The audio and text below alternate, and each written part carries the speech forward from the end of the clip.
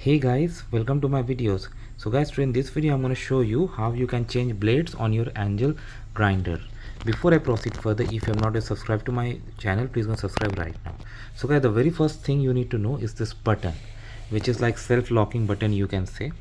So you need to press it, okay? And when you press it, and you need to first you need to keep that pressed with one hand, and from other hand you can loosen it. Let me see if I can do it. I know it's very difficult for me considering I'm doing it alone, but yeah, I'll try to give you guys something so that you can actually see what I'm doing.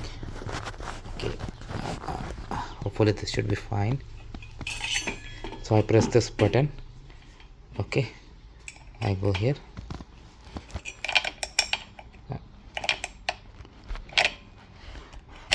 yeah, and now I'm going anti-clockwise. So the moment I press this button and I went anti-clockwise, I could open this. Okay, now the blades are out. I can change it with something else I want to, any other blade that you wish to, and I can just lock it. Oh, I'm sorry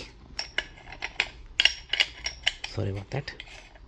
And yeah, in order to lock it in, you can again press, and this time you can go clockwise.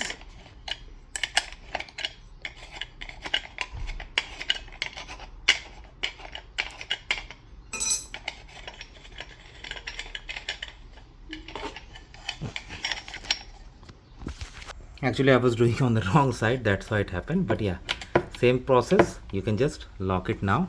And yes, one thing I would recommend, that whatever you do, it's very good to take the battery off.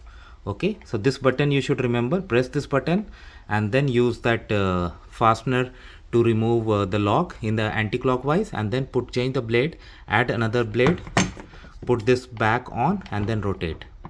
It will go locked, and then attach the battery and run it. That's how simple it is, guys. Let me know what you feel about it. Thanks for watching this. Please subscribe to the channel. Thank you.